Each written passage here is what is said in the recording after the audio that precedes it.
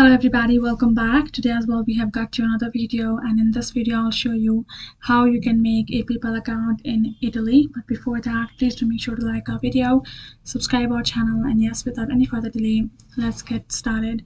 So for that, simply go ahead, access your paypal.com or either of your browser or app in your mobile phone or your desktop. Then from over here, you're going to go to the section of sign up.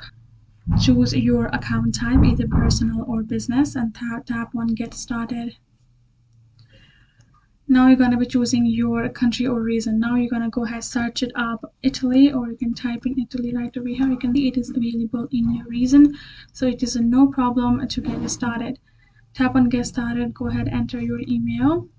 Once you've added your email, tap on next. It has automatically changed the language itself. Go ahead, do that, and you will be able to go through the step of adding in your password and setting up your account. Once you have done that, you will go ahead, add in your payment method. You can add some funds in your PayPal, and you're good to go. That's basically how it works. Hope this video helped. Thank you so much for watching. I'll see you guys in our next video.